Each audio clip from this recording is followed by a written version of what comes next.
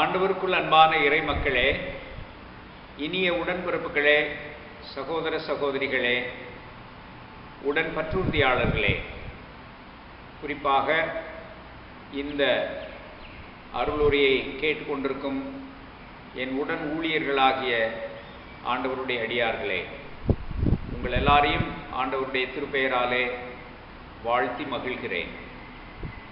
இந்த அருளுரை 2021 வருடம் ஜூன் மாதம் 27ஆம் தேதிக்காக உங்களை வந்தடைகிறது. நம்முடைய தென்னிந்திய திருச்சபையினுடைய ஒழுங்கின்படி இந்த 27ஆம் தேதி, ஜூன் 27ஆம் தேதி 4th Sunday after Trinity என்று அழைக்கப்படுகிறது. திருத்துவ திருநாளுக்கு பின்வரும் 4ஆம் ஞாயிறு.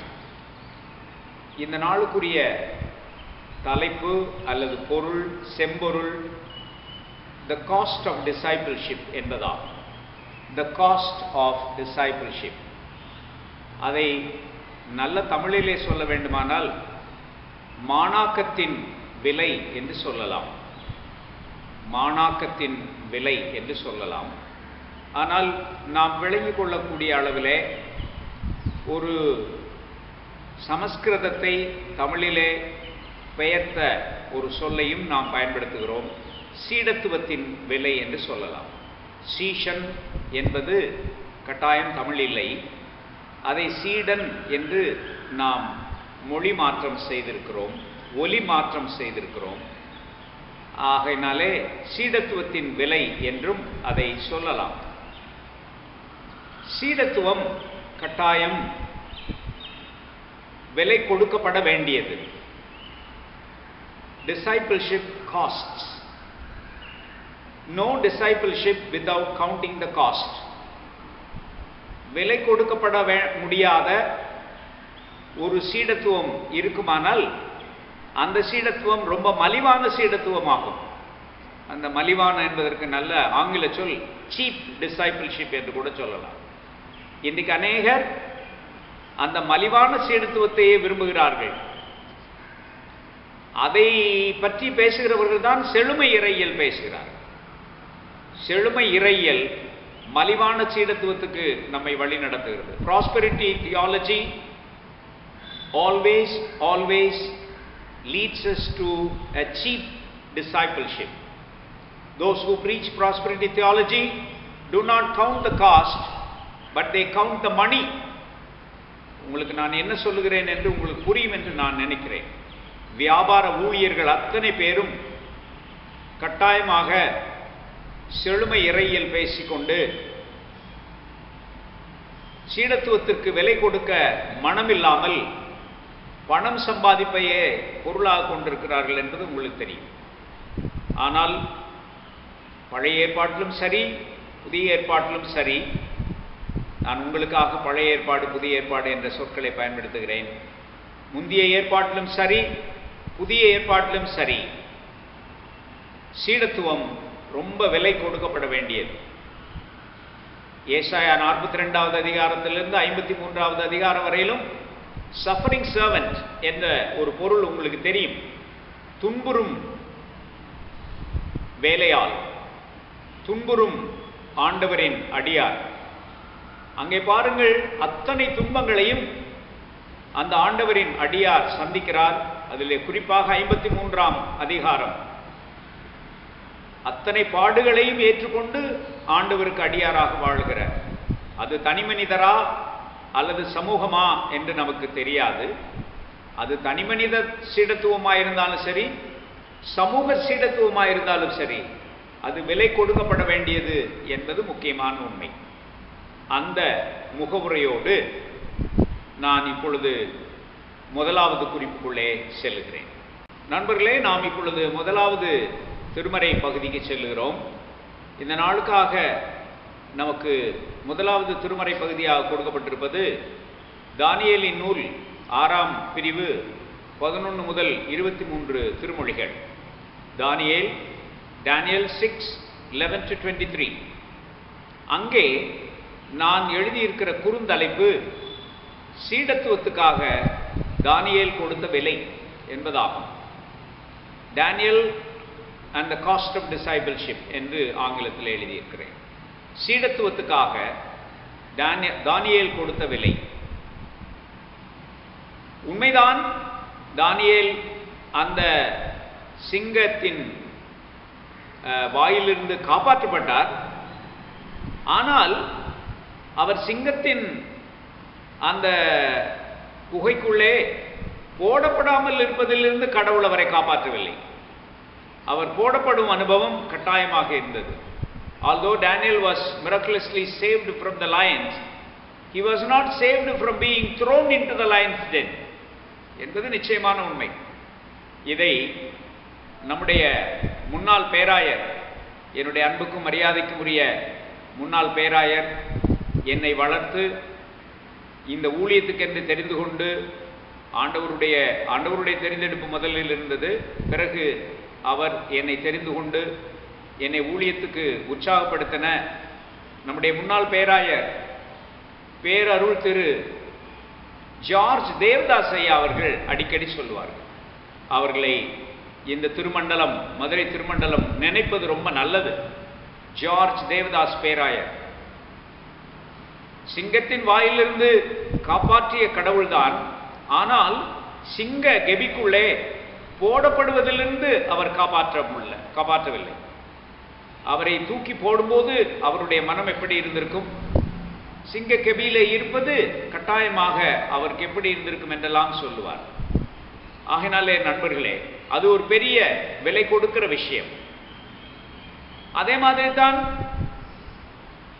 அவருடைய நண்பர்களாகிய தானியேலின் நண்பர்களாகிய ஷாத்ராக், மேஷாக், ஏபெத்நெகோ அவர்களும்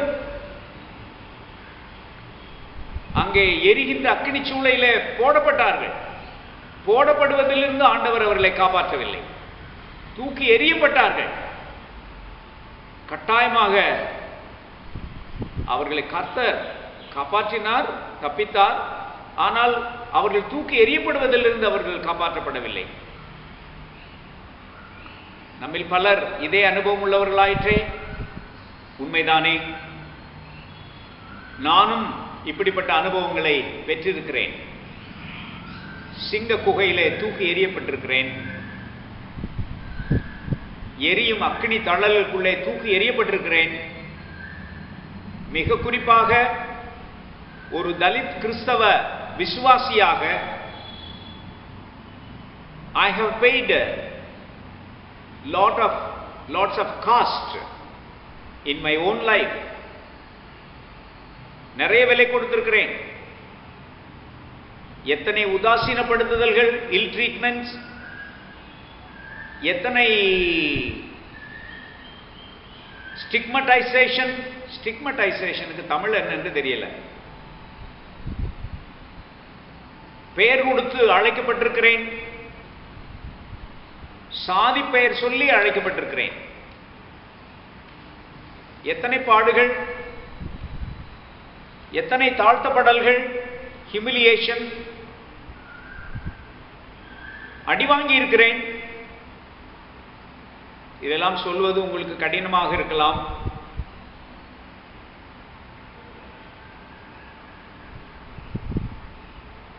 தவறாக குற்றம் சாட்டப்பட்டிருக்கிறேன். Falls accusations. கடைசியில அவர்கள் செய்வது அதுதானே. ஆகையினாலே நண்பர்களே, என்னை பொறுத்த அளவிலே we are paying the cost of discipleship. அதிலே குறிப்பாக கிராமப்புறத்தில் இருக்கிற தலித் கிறிஸ்தவர்கள் கிறிஸ்துவை ஏற்றுக்கொண்டதற்காக நிறைய விலை கொடுத்திருக்கிறார்கள். உங்களுக்கு தெரியுமா? Even comparing with the urban Dalit Christians, the rural Dalit Christians are paying the cost. ஏராளமாக தலித் கிறிஸ்தவர்களுக்கு சலுகைகள் கிடையாது என்பது நாம் அறிந்த உண்மை. ரிசர்வேஷன்ல அவங்களுக்கு எந்த சலுகையும் கிடையாது. ஒன்றிய அரசு துணிகரமாக அந்த தவறை செய்து கொண்டிருக்கிறது. நாம் 50 ஆண்டுகளாக கெஞ்சி கேட்டுக்கொண்டிருக்கிறோம். ஆனால் உடன்படவில்லை. 60 ஆண்டுகளாக 1950ஆம் ஆண்டு செய்த ஒரு தவறான முடிவால். அதனாலே திரும்ப சொல்லுகிறேன், the rural Dalit Christians are the most suffering people by paying the cost of discipleship. There are millions of disciples of Christ, both Christians and non-Christians, who suffer because of Christian values. அமைதி, சமூக நீதி, சமத்துவம், கடின உழைப்பு, இனத்துக்கு எதிராகவும் சாதிக்கு எதிராகவும் பேசுவதனாலே செயல்படுவதனாலேயும் மக்களுடைய நல்வாழ்வுக்காக உழைப்பதனாலேயும் பெரிய விலை கொடுக்கிறோம், பெரிய விலை கொடுத்திருக்கிறோம். இதிலே நான் மாத்திரமல்ல நிறைய பேர் இந்த அருளுரையை ரெக்கார்ட் பண்ணி கொண்டிருக்கிற என் அன்பு உடன்பிறப்பு டாக்டர் ஜேம்ஸ் ராஜசேகரன் எவ்வளவு விலை கொடுத்திருக்கிறார் என்று எனக்கு தெரியும். Prisoners of conscience from all over the world should be included here. மனசாட்சிக்காக ஸ்டிக்மாடைஸ் Pannapattu brand பண்ணப்பட்டு எவ்வளவு துன்பங்கள். Therefore, my dear friends, if you are suffering because of your commitment to God, then you be proud that you are paying the cost of discipleship. சீஷத்துவத்திற்கு ஒரு துன்பமும் கிடையாது. இயேசுவை ஏற்றுக்கொண்டா ஒரு துன்பமும் உனக்கு வராது. எல்லாம் ஓகே. நான் சொல்லுவேன், இந்த ஓகே சோப்புன்னு சொல்லி கூட ஒரு சோப் சொல்லுவாங்க. நான் அதுக்கு அட்வர்டைஸ் பண்ண வரல. ஓகே சோப்பு பலருக்கு இயேசுநாதர் வந்து ஒரு ஓகே சோப் மாதிரி. இயேசுவை ஏத்துக்கள், உனக்கு எல்லாமே ஓகே ஆகிரும். நெவர். நீ இயேசுவை ஏற்றுக்கொண்டால்தான் உனக்கு பிரச்சனையே. ஆனால் கடவுள் உன் பக்கத்திலே இருக்கிறார், கிறிஸ்து உங்கள் பக்கத்திலே இருக்கிறார். ஆகையினாலே விலை கொடுக்கும் அந்த நேரத்தில் கூட இருந்து காப்பாற்றுவார். அந்த மற்றோடு நான் அந்த முதலாவது குறிப்பை முடித்துக் கொள்கிறேன். நண்பர்களே, நாம் இப்பொழுது இரண்டாவது குறிப்புக்கு போகிறோம். இரண்டாவது திருமறை பகுதி, அது 2 கொரிந்தியர் 6வது அதிகாரம் 1 முதல் 10 வாக்கியங்கள். 2 Corinthians chapter 6 verses 1 to 10. மிக அருமையான பகுதி. நான் என்னுடைய புதிய ஏற்பாட்டு மாணவர்களுக்கு பவுலின் வாழ்க்கையை பற்றி போதிக்கும் போது சொல்ல மறக்காத பகுதி. ஏனெனில் பவுல் ஒரு துன்புறும் சீடனாகவே அங்கே காண்பிக்கப்படுகிறார். துன்புறும் சீடம், துன்புறும் சீடத்துவம். ஆகினாலே நான் இந்த பகுதிக்கு எழுதியிருக்கிற தலைப்பு Paul and the cost of discipleship. First of all, we thought about Daniel and the cost of discipleship. Secondly, we think about Paul and the cost of discipleship. சீடத்துவத்துக்காக Pavul கொடுத்த விலை. பவுல் கொடுத்த விலை. ஆஹா, எவ்வளவு விலை கொடுத்திருக்கிறார் அவர். விலை போகாமல் விலை கொடுத்தார் என்று கூட நான் சொல்ல வேண்டும். இன்றைக்கு அநேகர் ஊழியக்காரர்கள் விலை கொடுக்க மனதில்லாமல் விலை போய் விடுகிறார்கள். விலை போகாமல் விலை கொடுக்க வேண்டும். அது புரிகிறதா? It's a pun on the word. Paul was a suffering missionary. அடிச்சு நாய் அடிச்சு தூக்கி வாஜாக்கரையில போட்டுருவாங்க. அதே பவுலப்போஸ்தலன் சைலஸும் பவுலப்போஸ்தலனையும் தான் காலில் விழுந்து வணங்குவாங்க. அந்த அப்போஸ்தலர் நடபடிகள் 14வது அதிகாரத்தில். ஆனா அந்த அதிகாரத்தில் கடைசி பகுதிக்கு போனீங்கன்னா நாய் அடிச்சது மாதிரி அடிச்சு வாஜாக்கரையில் தூக்கி போட்டுருவாங்க. விலை கொடுத்த பவுலப்போஸ்தலன், ஒரு துன்புறும் அருள் தொண்டர். என்று சொல்லலாமா? A suffering missionary. He was tortured for Christ. கிறிஸ்துவுக்காக அடி வாங்கினார்.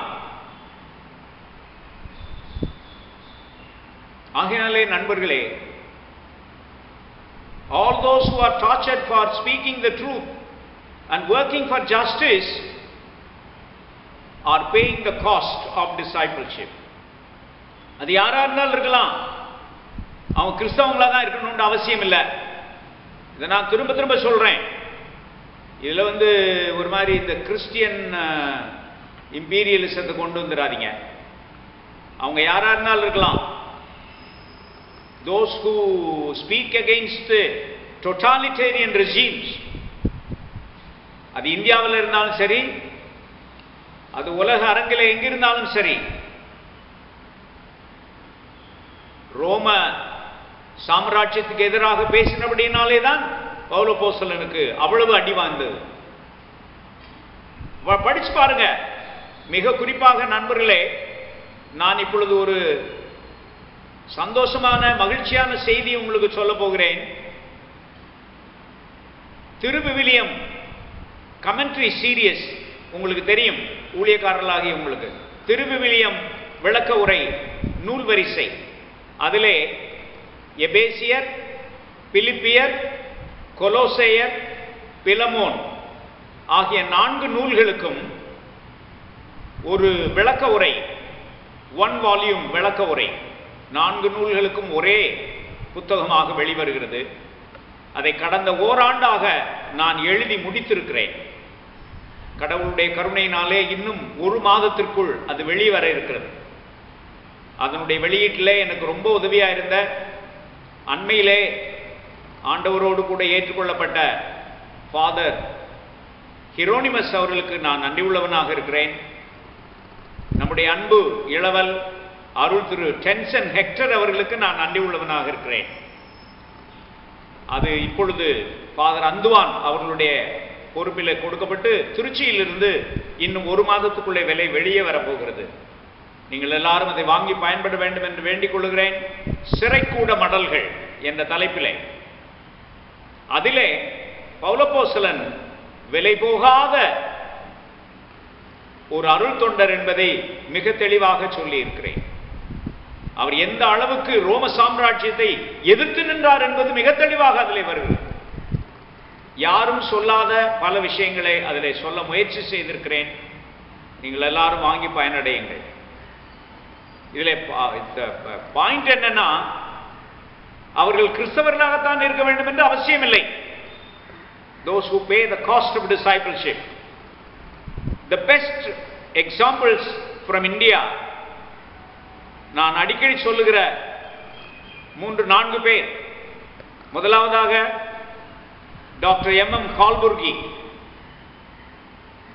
கர்நாடகாவிலே. அவர் மத வெறியை எதிர்த்து பேசினபடினாலே, மத வெறியர்களை எக்ஸ்போஸ் பண்ணபடினாலே, தன்னுடைய சொந்த வீட்டிலே இருந்து வெளியே வரும்போது சுட்டுக் கொல்லப்பட்டார். 2 வருடங்களுக்கு முன்னால். உங்களுக்கு தெரியும் டாக்டர் M.M. கால்புர்கி ஒரு பெரிய வைஸ் சான்சலராக இருந்தவர், ப்ரொஃபசர். அதே மாதிரி மிஸ்ஸஸ் கௌரி லங்கேஷ், ஒரு நியாய உணர்வு உள்ள ஒரு பத்திரிகை ஆசிரியர், பத்திரிகை நிருபர். அவரும் அதே மத வெறியர்களாலே, அதே துப்பாக்கி போன்ற துப்பாக்கினாலே சுட்டுக் கொல்லப்பட்டார் இந்தியாவிலே. அவரும் மூட நம்பிக்கைக்கு எதிராக பேசினவர். மகாராஷ்டிராவிலே நரேந்திர டபோல்கர், கோவிந்த் பன்சாரே, அவர்களும் சுட்டுக் கொல்லப்பட்டார்கள் அதே மதவெறியர்களாலே. இவர்களெல்லாம் தங்களுடைய சீடத்துவத்தின் விலையை உயிரை கொடுத்து பே பண்ணினவர்கள். இது தொடரக்கூடாது, இது தொடரக்கூடாது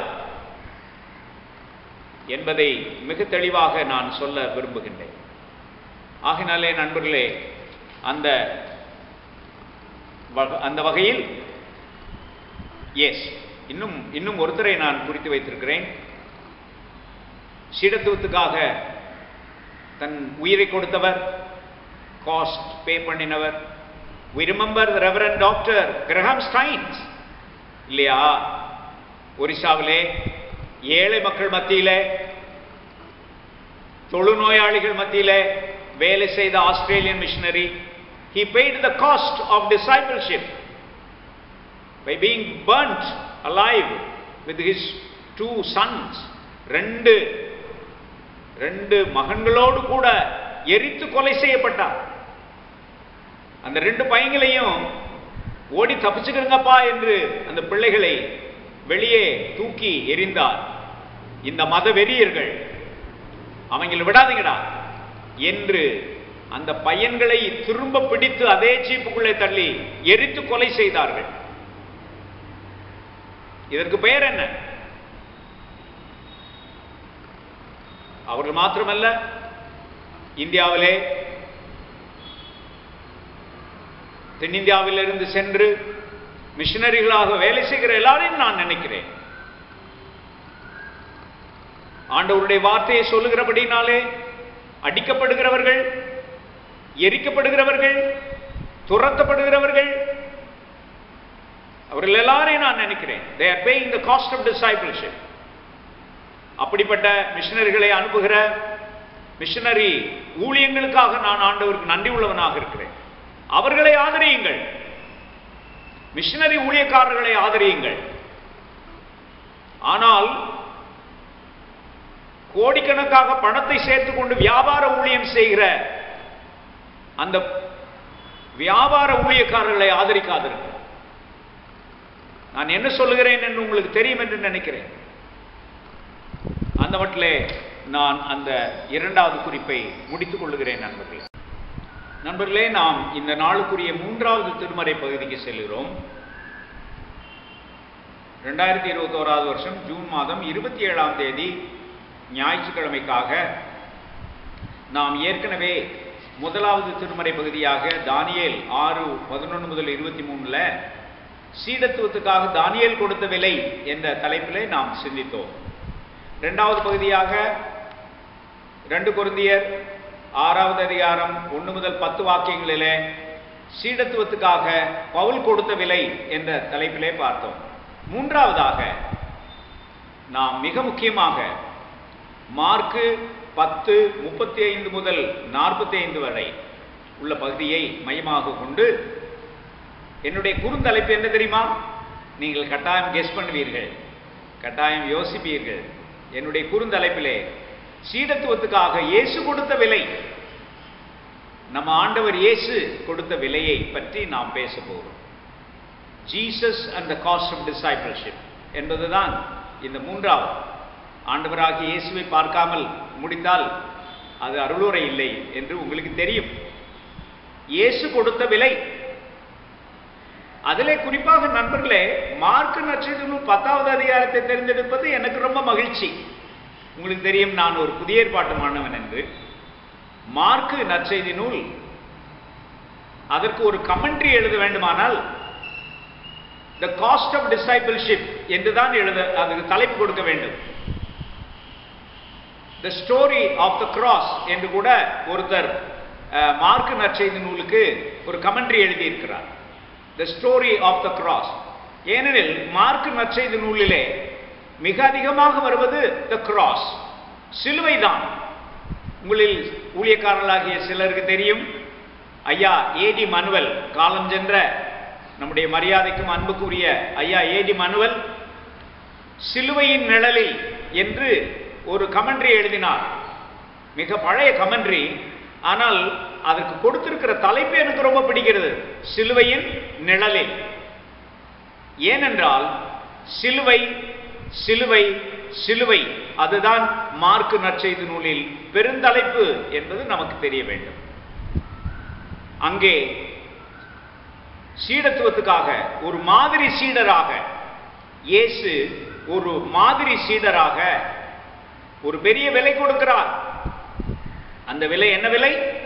சிலுவை சுமக்கும் விலை என்று நமக்கு தெரியும். சிலுவை சுமக்கும் சீடத்துவம். அதிலே குறிப்பாக இந்த நாளில் நமக்கு கொடுக்கப்பட்டிருக்கிற அந்த பகுதியிலே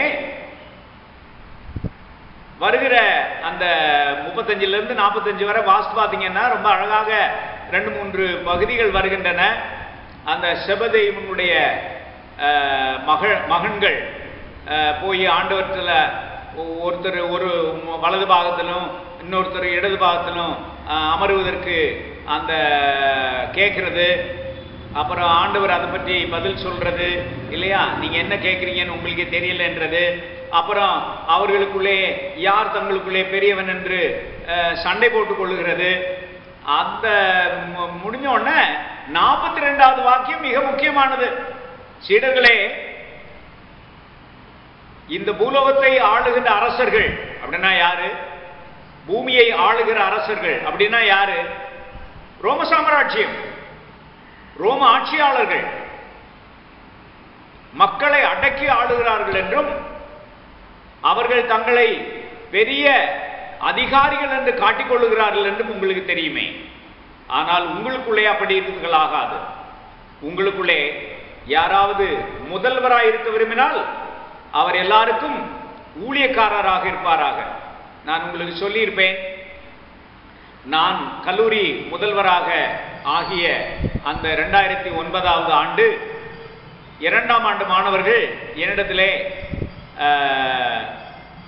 கிரேக்கம் கற்றுக்கொண்டிருந்தார்கள். அவர்கள் எனக்கு ஒரு அழகிய பரிசை கொடுத்தார்கள். என்ன பரிசு தெரியுமா? அது அந்த மார்க்கு 1044. உங்களுக்குள்ளே யாராவது முதல்வராக இருக்க விரும்பினால் அவர் எல்லாருக்கும் ஊழியக்காரராக இருப்பாராக. ஆங்கிலத்திலே அது ரொம்ப அழகாக இருந்தது. ஆங்கிலத்திலும் கிரேக்கத்திலும் எழுதி கொடுத்தார்கள். If anyone wants to be a principal, let him or her be a servant என்ற அந்த ஒரு வசனத்தை அழகாக எழுதி அதை எனக்கு பரிசாக கொடுத்தார்கள். நான் எப்பொழுதுமே அதை அன்புடனே நினைவு கூறுகிறேன். ஆக நண்பர்களே, அங்கே it is not the discipleship of authority as his disciples thought, but it is a discipleship of service. 45வது வசனம் 45வது வசனம். மனுமகன் ஊழியம் கொள்ளும்படி வராமல் ஊழியம் செய்யவும் அநேகரை மீட்கும் பொருளாக தம்முடைய உயிரை கொடுக்கவும் வந்தார். ஆகையினாலே உயிரை கொடுக்கும் சீடத்துவத்தின் விலை என்பதுதான் அங்கே வருகிறது. நான் முடிக்க வேண்டும் நண்பர்களே.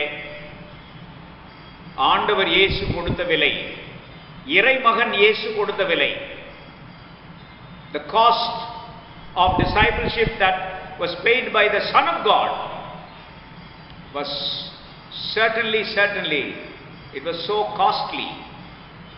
It was so costly. இந்த மட்டிலே நான் முடிக்கிறேன். இந்த நாளின் சிந்தனைகள் நமக்கு வாழ்வு தரட்டும், உரமூட்டட்டும். இந்த திருச்சபையில் டிவைன் பேஷன் சர்ச்சில் இந்த மாதத்தோடு என்னுடைய ஊழியத்தை முடித்துக் கொள்ளுகிறேன் என்று உங்களில் பலருக்கு தெரியும். ஆகினாலே இந்த ஞாயிற்றுக்கிழமை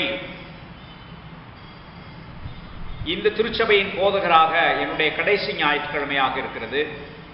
அவர்களுக்காக ஆங்கிலத்திலே ஒரு அருளுரை நாளை தினம் ரெக்கார்ட் பண்ண போகிறோம். ஆனால் அதையும் உங்களுக்கு சொல்லி, நானும் அக்காவும் நானும் அம்மாவும் மதுரையில் இருக்கிற பழங்கானத்துக்கு பக்கத்தில் இருக்கிற டிவிஎஸ் நகர் அருகாமையில் இருக்கிற சந்தானம் நகர் என்ற இடத்திலே தங்கியிருப்போம். அங்கிருந்து கொண்டு